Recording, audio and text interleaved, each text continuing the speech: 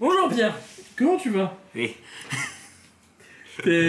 Bon, on se retrouve pour une deck profile qui est, bon, de un, est étonnant, puisque un événement sur lequel c'était pas du tout prévu de te voir. Ouais, non, finalement. Et puis au final, faut croire que les airs des Caraïbes t'ont porté chance. Ouais, c'est pas faux. Il y a eu un petit message qui est arrivé et qui a dit que tu participais aux playoffs. Exactement, ouais. Du coup, parle-nous un peu de ton event. Du coup, j'ai fait les playoffs de 2024. J'ai choisi de jouer Labyrinth, du coup. Pour cet event, c'est un deck que je connais bien. J'ai travaillé dessus avec pas mal de personnes qui connaissaient très bien le deck également. Je pense que c'était un bon call un peu anti-méta pour essayer de battre Snake Eye et Smith. Donc voilà, je suis parti là-dessus. Je pense que c'était un bon choix. L'event s'est pas très bien passé au final. Je pense que j'ai fait quelques erreurs de jeu. Mais je pense que le deck restait quand même un bon call. D'accord. Et pourquoi tu penses que le deck était adapté à l'environnement des playoffs? Je pense que c'est un deck adapté à l'environnement parce que du coup on est dans un format qui est assez restreint, on a peu de rounds, on va avoir 4 rounds puis un top 4. Et avoir un deck qui permet d'arnaquer beaucoup de games finalement avec des shifters, des skillines ou des floodgates, tout ça, c'est avoir un edge sur le reste du board. Quand tu vas go first, tu es quasiment assuré de gagner la game. Et ça c'est quelque chose qu'on recherche dans des tournois comme ça où il y a peu de rounds. Est-ce que tu as pas été le seul en plus à prendre cette décision? Puisque Oui. Daniel Hartmann a fait le même choix que toi. Exactement, on avait quasiment la même liste, on s'affrontait à la première round. J'ai gagné le miroir, mais bon, c'est un peu une guerre des virus.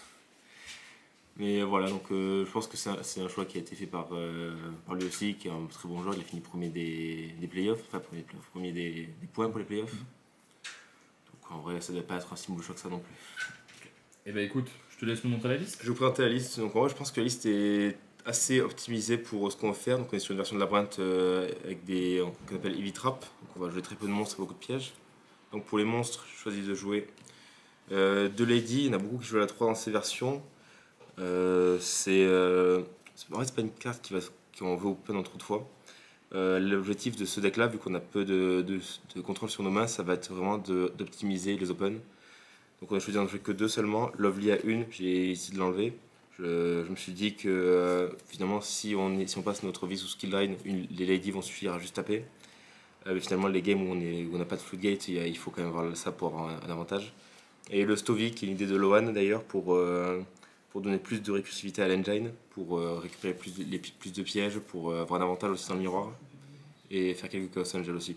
Il a été très bien je trouve, il est très fort. Voilà pour les monstres.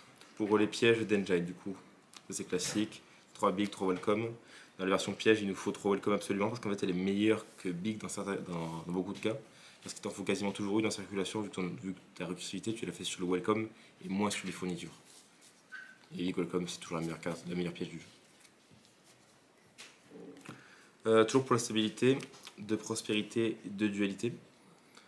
On a choisi ce ratio là, c'est une idée de Pierrot d'ailleurs, de ça, de la team Akatsu Pitre, pour avoir un maximum de mains rentabilisées en fait. On veut pas open des doublons de ces pots là, c'est des cartes qui vont nous faire perdre à force. Mais il faut quand même en jouer pour forcément avoir de la stabilité parce que ce deck manque assez de stabilité sur son engine. C'est des cartes qui sont assez mauvaises en go second parce que ça rentable les DC Rays et les DC Rays, le but du jeu avec ce deck là c'est vraiment qu'il ne puisse pas l'activer pendant le tour. Donc elles sont decide quand on va go second. Les cartes marrantes, Skill Drain, voilà.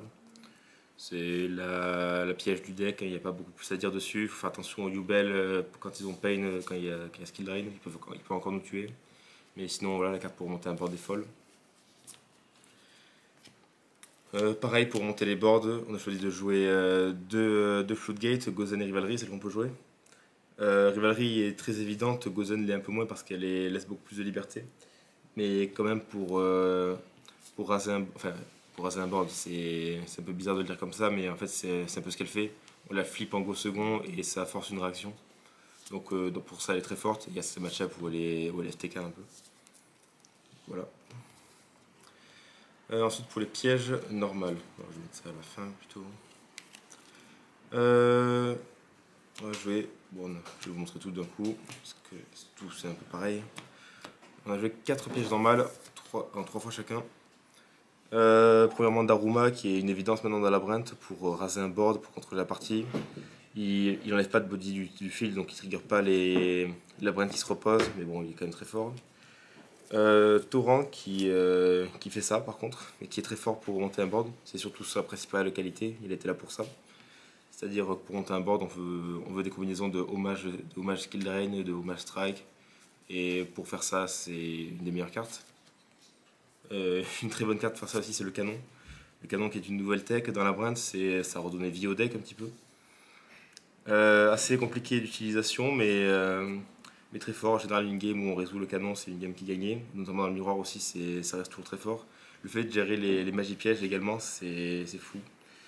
C'est franchement une très bonne carte. Elle demande beaucoup de préparation, mais elle vaut largement le coup.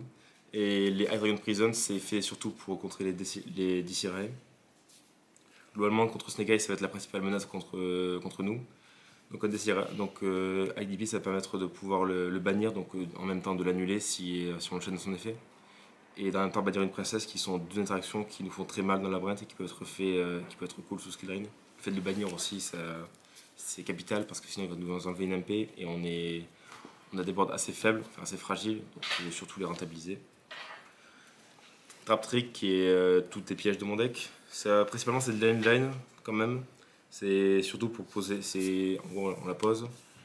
S'il y a besoin dans le tour, ça va partir sur une carte offensive, genre un hommage, une prison, n'importe quoi. Et sinon ça va surtout être un welcome ou un big welcome. C'est surtout ça son utilisation première. 3 Call by the Grave.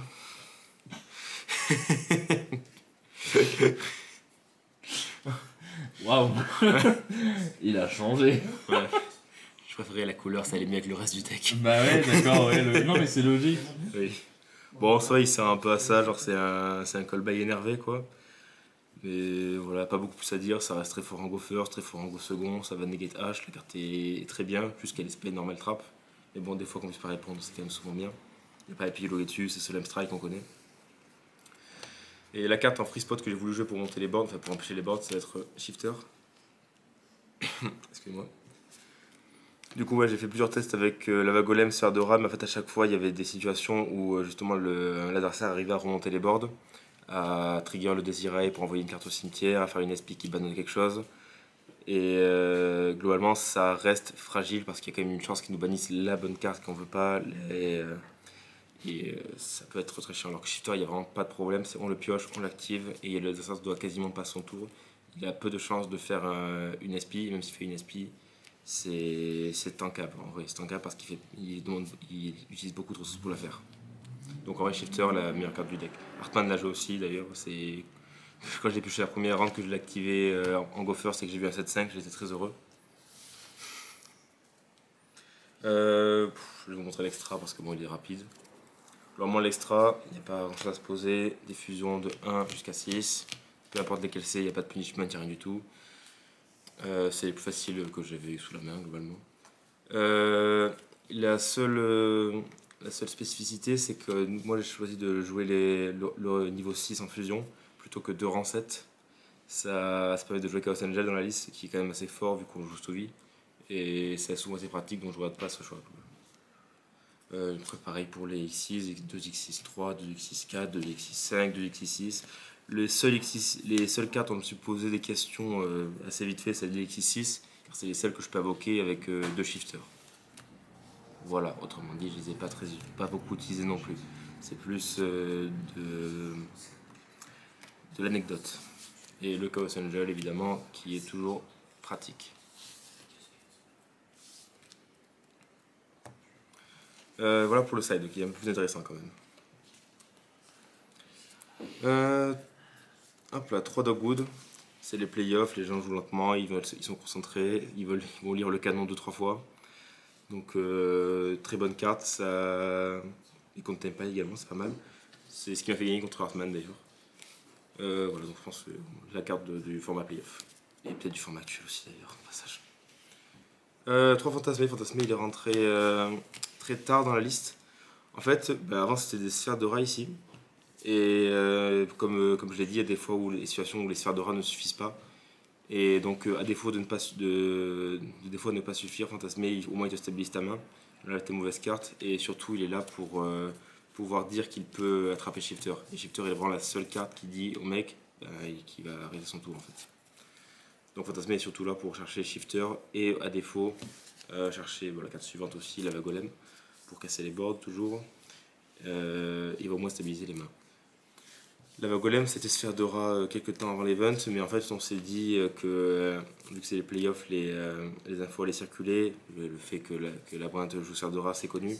Donc les boards à base de juste Désiret plus Flamberge avec IP en Amazon MP, c'est très facile à faire, ça joue autour de Sphère d'Aura. Du coup je me suis dit que ce serait dommage de se faire avoir par ça, du coup j'ai préféré mettre Lava Golem. En plus son niveau est très attrayant pour le canon, même s'il y a plus d'attaques sous skillline, c'est un peu relou, mais globalement ça va.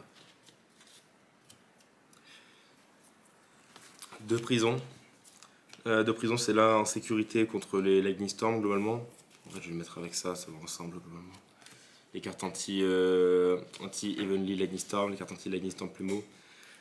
Il fait de l'engine et surtout il permet d'être fort contre certains match-ups en go second en branded, donc on savait qu'il serait présent au playoff, au moins un exemplaire, au jour Popoulos. Et voilà, globalement il était là pour ça parce que la seule interaction que vous posez branded contre un 7-5 ça va être faire la chiméra, du coup on révèle ça, on peut poser une barrière dim pour un tour d'après. Et globalement c'est efficace en go second, ce qui permet d'avoir un match-up tolérable avec les shifters évidemment.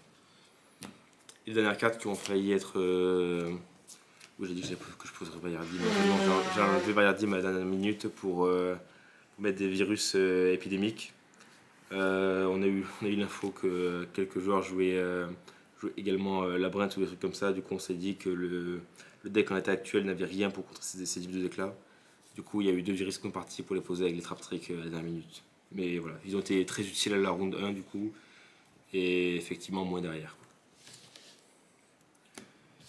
Est-ce que tu as des shoutouts? J'ai plein de shoutouts, je vais essayer de m'en souvenir.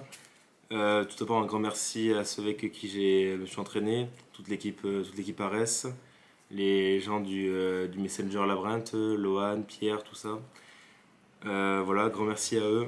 Désolé, on n'a pas réussi à concrétiser l'event. Merci aux gens aussi de Nîmes avec qui je me suis beaucoup entraîné. Voilà, c'est plaisir. Désolé, on n'a pas réussi à ramener la qualif, mais bon, c'est bien amusé. Et grand merci à la DAC aussi pour les cartes. Shout-out la DAC. Shout-out la DAC. Et on n'oublie pas, pour les playoffs, il faut crier Kakiti. Kakiti. Kakiti. Merci à toi, bien, et puis on se retrouve pour de nouvelles aventures à Lille, j'imagine. Bien. Allez, ciao. Ciao.